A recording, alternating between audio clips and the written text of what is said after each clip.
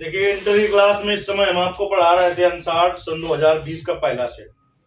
कल की क्लास में आपने देखा था कि सवाल नंबर 4 का का हो गया था। चौथे के खा से देखते हैं। चौथे के खा में कह रहा है आपसे ये सब वही सवाल मिलेंगे जिसमें मैंने मोस्ट इंपॉर्टेंट लिखाया है। लगभग 80% सवाल तो वही मिलने हैं। कह रहा है इंटीग्रेशन साइन x माइनस ए बटे साइन x प्लस ए का मान ज्ञात कीजिए। कभी कभी इसी ए की जगह अल्फा आ जाता है, लेकिन सवाल तो यही है ना। चलिए इसको हल करते हैं। देखिए माना हमने समाकलन का सवाल है, आई बराबर मान लिया। अब देखिए क्या मान ले हम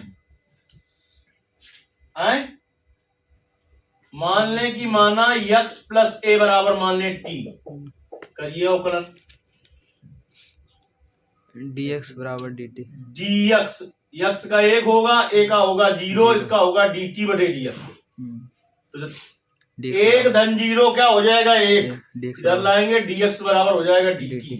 और यहीं से हम x का मान ज्ञात कर लें। x बराबर क्या आएगा t माइनस a।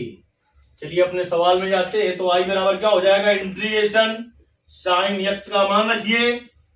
क्या x का मान t माइनस ए, x की जगह क्या रखा t माइनस ए, माइनस ए पहले से था ये, माइनस 2a बटे साइन t dt। और dx बराबर क्या है dt। तो आई बराबर क्या होगा integration sine t minus 2a बटे साइन t dt। इसमें साइन ए माइनस बी का सूत्र लगाएंगे। साइन ए माइनस बी का सूत्र क्या होता है sign A cos B minus, देखिए ए की जगह t है, b की जगह 2a है। Sine t cos 2a minus sine A minus B का सूत्र sine A cos B minus cos A cos t sine 2a B 2a upon sine t और dt। अलग अलग कर लें इसको। देखिए बेटा, तो आई बराबर हो जाएगा integration sine t cos 2a upon sine t और dt minus integration cos t और sine 2a upon sin t dt sine t और dt। इसमें साइन t से साइन t कट गया। आई बराबर cos t अब dt है तो t वाले का समाकलन होगा cos 2a को बाहर करो। cos 2a को बाहर किया तो बचा इंटीग्रेशन dt माइनस इसमें क्या कांस्टेंट होगा, क्या कांस्टेंट होगा sin 2a, क्योंकि dt है तो t वाले का समाकलन होगा। तो sin 2a को बाहर करेंगे तो इंटीग्रेशन cot t हो जाएगा। क्या हो जाएगा cot t dt। तो dt का समाकलन t होगा क्योंकि dx का समाकलन क्या होता है x। तो हो गया t cos 2a minus sine 2a cot x का समाकलन log sin। तो cot t का समाकलन log sin t log sin t plus C. अब t की वैल्यू पुटअप कर दीजिए, t का मान रख दीजिए। क्या है t का मान x प्लस a और cos 2a minus sine 2a log sine t का मान x plus a plus c। ये हो गया आपका हल। आ गई बात समझ में कि नहीं आई जी। चलिए ख नंबर हो गया, गा नंबर देखते हैं हम।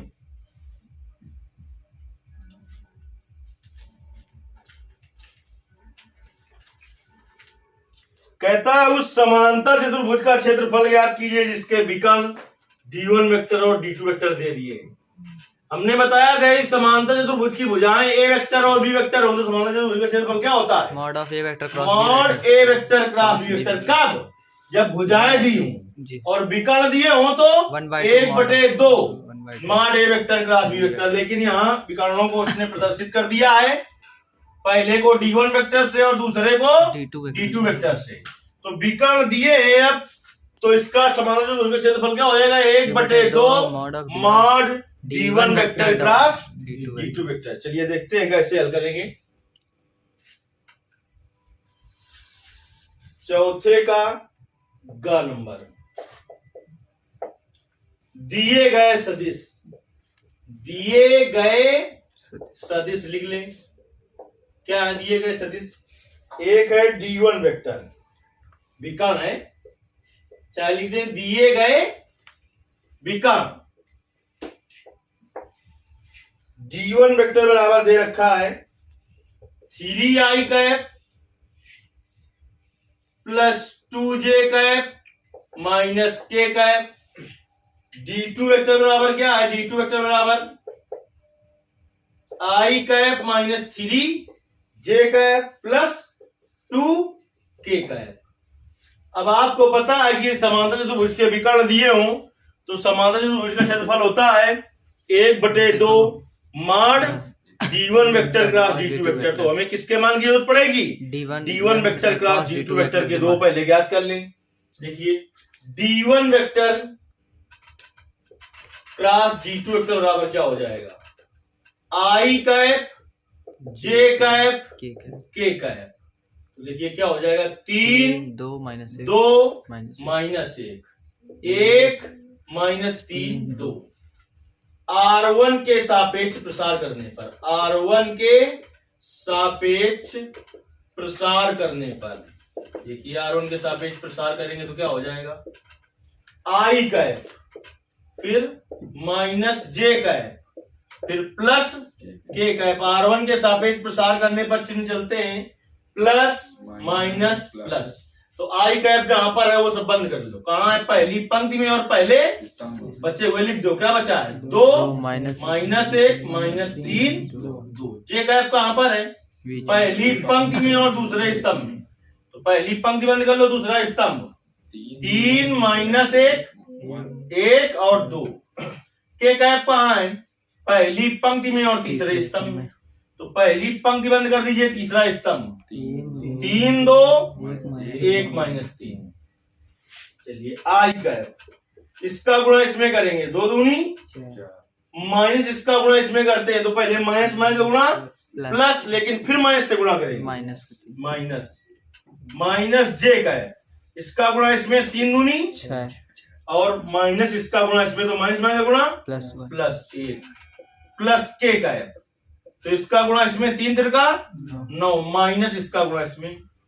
तो देखिए 3 4 माइनस 3 4 माइनस 3 प्लस का 1 I कैप 6 धन 1 7 माइनस का 7 J कैप माइनस 9 और माइनस 2 माइनस 11 K कैप। ये हो गया आपका D1 vector cross D2 vector. लेकिन हमें पता है कि इसके मान की जरूरत पड़ेगी mod D1 vector cross D2 vector. तो मॉड निकाल लो, mod D1 vector cross D2 vector, यानी जो निकला D1 vector cross D2 vector इसका परिमाण चाहिए हमें, रिजल्टेंट। तो अंडर रूट I के गुणांक का स्क्वायर, I गुणांक कितना है 1 प्लस J के गुणांक का स्क्वायर, J गुणांक कितना है -7 प्लस K के गुणांक का स्क्वायर, K गुणांक कितना है -11 का स्क्वायर। 1 का स्क्वायर 1 -7 का स्क्वायर 49 -11 का स्क्वायर 121। जोड़ दीजिए सब, क्या हो जाएगा 9 1 10 1 11 हो जाएगा। उसके बाद 4 2 6 1 7 171 1 जी 19 9 171 होता है अच्छी तुम्हें से पर आता है। इसको लिख देंगे अंडर रूट 19 गुणते 9, 9 का वर्गमूल 3 रूट 19। ये तो क्या निकल आया D1 vector cross D2 vector. अब लिखेंगे यदि समांतर चतुर्भुज के विकर्ण, यदि समांतर चतुर्भुज के विकर्ण D1 वेक्टर और D2 वेक्टर हो तो समांतर चतुर्भुज का क्या क्षेत्रफल क्या होता है 1/2 माँ D1 vector cross D2 vector. तो 1/2 माँ D1 vector cross D2 vector का मान कितना है? तीन रूट 19। इसका इससे गुणा कर दो 3/2 रूट 19 वर्ग मात्रक और क्षेत्रफल है वर्ग इकाई तो होगा वर्ग मात्रक या वर्ग इकाई। आया समझ में कुछ? जी। तो ये तो रहा आपका सवाल नंबर चौथे का गा। अब आपको बताया जाएगा घा। कह रहा है फलन f(x) बराबर cos 2x के लिए अंतराल बंद अंतराल 0, में रोले की प्रमेय को सत्यापित कीजिए। ये हमने आपको पढ़ा दिया है। वैसे सिलेबस में समय नहीं है, लेकिन उससे तुम्हें कुछ नहीं लेना देना। केवल इंटर पास करने से ही सब कुछ नहीं हो जाएगा। आगे आप जब कंपटीशन में जाएंगे तो वहां से ना मध्यमांग की प्रमेय हटी होगी ना रोले की प्रमेय। इसलिए हमने आपको पढ़ा दिया है जी। और अंसार में भी हम आपको बताए दे रहे हैं। जब पढ़ा दिया है तो वहां पर बात रोले की प्रमेय की हमें करनी है। आज लैंग्लाज यानी मध्यमांग प्रमेय की कोई चर्चा नहीं होगी। रोले की प्रमेय के लिए हमने बताया था कुछ शर्तें होती हैं तब रोले की प्रमेय लगती है। रोले की प्रमेय के लिए 3 शर्तें होती हैं। फलन सतत होना चाहिए, फलन अवकलनीय होना चाहिए और f(a) बराबर f(b) होना चाहिए, तब रोले की प्रमेय लगती है। रोले की प्रमेय होती है f'(c) बराबर 0। क्या होती है? लेकिन f'(c) बराबर 0 तब लगाएंगे जब यह 3 कंडीशनों को संतुष्ट करेगी। किसको किसको? सतत होना चाहिए, फलन सतत होना चाहिए, अवकलनीय होना चाहिए, f(a) बराबर f(b) होना चाहिए। तो सतत एवं अवकलनीय अगर सिद्ध करने जाएंगे हम तो सवाल बहुत लंबा हो जाएगा। तो हमने 6 या 7 फलनों को हमने बताया था कि जैसे देखें आप तुरंत कह दें कि फलन कैसा है, सतत है और अवकलनीय है। लेकिन किस अंतराल में? बंद अंतराल में सतत होता है, खुला अंतराल में अवकलनीय होता है फलन। कौन कौन से फलन सतत एवं अवकलनीय होते हैं? बहुपदी फलन, कोई बहुपदी फलन हो, बहुपदी फलन हो, त्रिकोणमितीय फलन, कोई बहुपदी फलन हो, परिमेय फलन हो, परिमेय फलन हो, चरघातांकी फलन हो, चरघातांकी फलन हो, साइन फलन हो, कोसाइन फलन हो। ठीक। और हमने बताया था अंडर रूट के अंदर बताया था जी। इस तरीके के फलन जो होंगे आपके तुरंत देखेंगे। वहां पर हमने 7 फलन आपको बताए थे, तो उसी में ये कोसाइन फलन है जी। कैसा फलन है? कोसाइन फलन। तो ये कोसाइन फलन है तो तुरंत हम कह देंगे कैसा फलन है ये? सतत एवं अंतराल दे रखा है। जब सवाल में अंतराल चेक कराता है तो क्या होता है? बंद अंतराल, जो सवाल में दिया होता है। लेकिन जो C का मान निकल के आता है वो खुला अंतराल में मिलना चाहिए। किस मिलना चाहिए? खुला अंतराल में। तो देखिए तुरंत हम लिख देंगे दिया गया फलन कोसाइन फलन है, कोसाइन फलन है। हमने बताया कि इस तरीके के जो फलन हो इसमें दो अधिकतर फंसेंगे आपके, बहुपदी ये और इससे फंस जाएगा। अधिकतर तो बहुपदी से लग जाएंगे। तो इनके साथ के अलावा अगर है तो आपको ये भी सिद्ध करना पड़ता है कि सतत है कि नहीं है, अवकलनीय है कि नहीं है। तो दिया गया फलन कोसाइन फलन है, अतः यह फर्स्ट नंबर अंतराल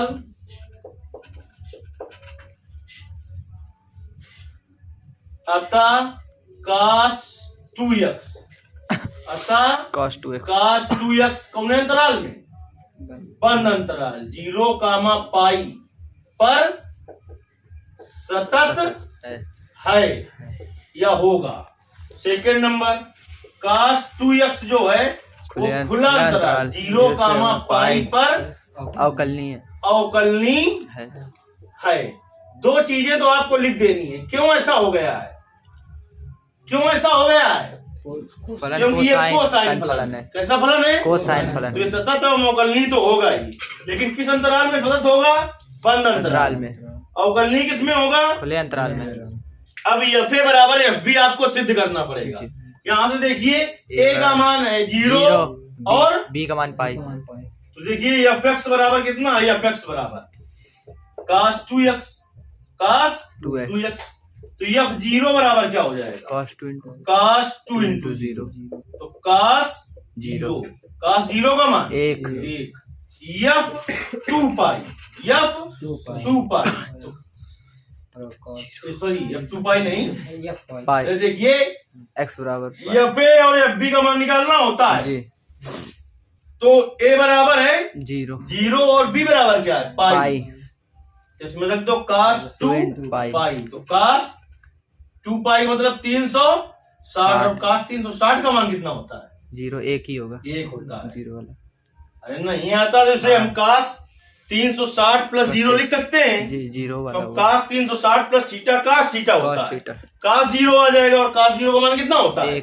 1। तो एफ ए बराबर एफ बी आ गया। जी।